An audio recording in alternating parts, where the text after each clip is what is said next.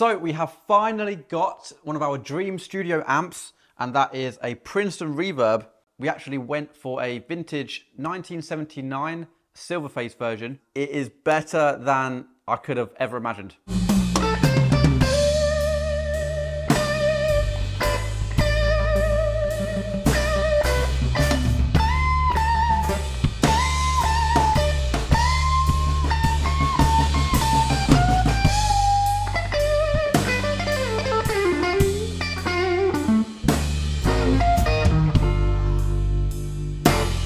You might have seen in last week's upload, we actually went on the hunt in collaboration with Reverb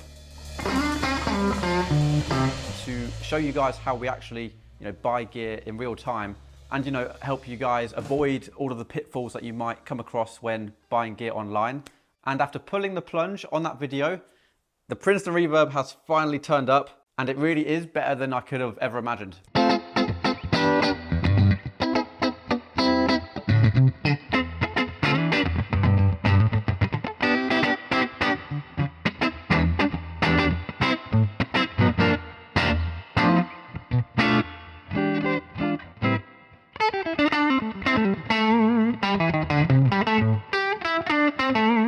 Now, so many people have been saying to me recently, like, if you're building a studio, you need a Princeton Reverb because it's one of the holy grail amps, not just in general, but especially for studio recordings, because since they're only 12 watts, you can crank them to the high heavens and you don't actually kill everyone's ears around you.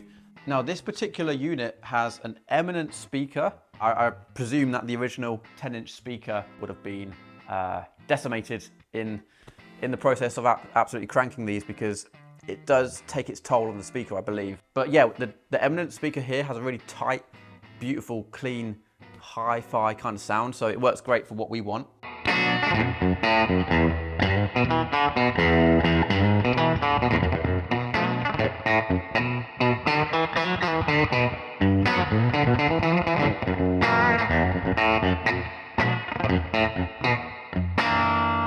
Now, even though we do have a nice range of different Fender amps here, the tremolo system on this Princeton Reverb is just magical. And it really just reminds me of that old school blues tone, and the fact that it combines with the reverb at the same time, it sort of intertwines in this really lush, beautiful, magic way.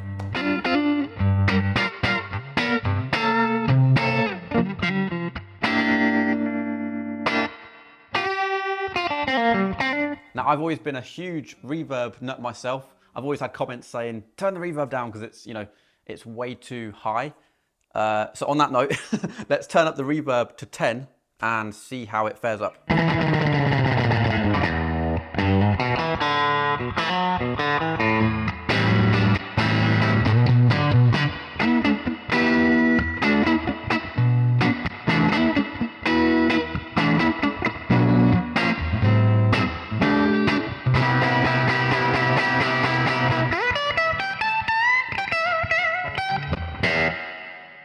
Now, the really interesting thing about Fender tube amps in general, but it's really accentuated on this amp, is that there's no gain control, essentially. It's literally just the volume, and the louder the volume is, the more gain you're going to get from that natural tube saturation.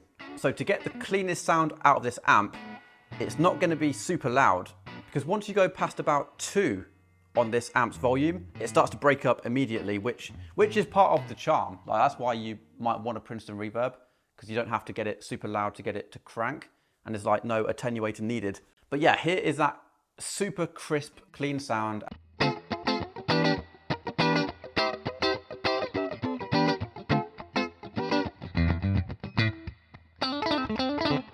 Now you'll hear now, if I just boost the volume from about 1.5, 2-ish to 3, it suddenly gets that extra crunch, which is personally where I like it.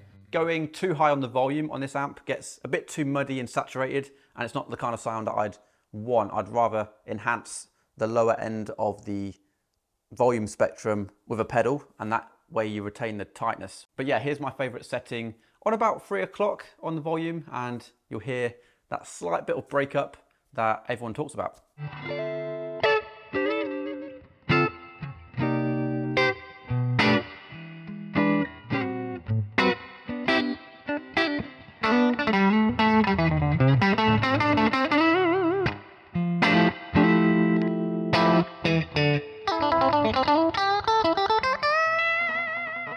want to say a quick, huge thanks to Reverb, and not the lush sound you're hearing today, the marketplace Reverb, who you would have seen in the last video if you watched it.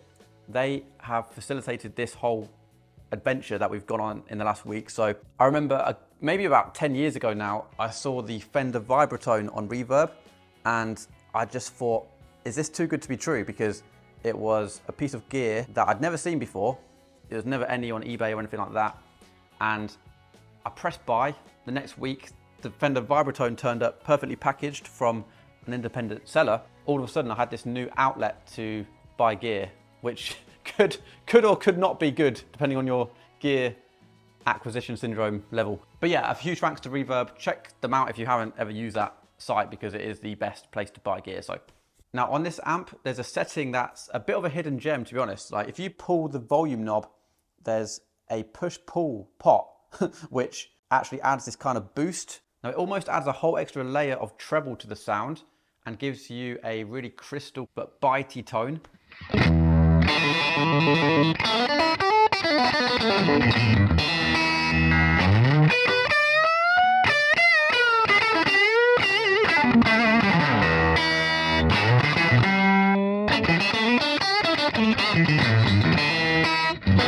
Now I can already hear you guys asking how this amp pairs with pedals, so let's grab one of our fuzz pedals. This is our CV7003 limited edition germanium version of the pedal pawn fuzz, and it's got a super creamy kind of tone, which I reckon will balance out some of the more aggressive treble like tones in this amp.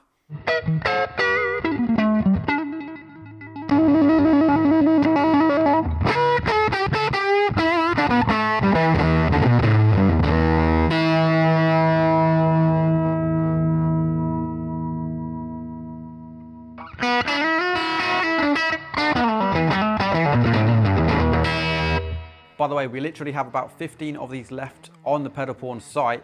After that, we have no more transistors to make this range of fuzz. So if you do like the tones, grab one now before they're gone.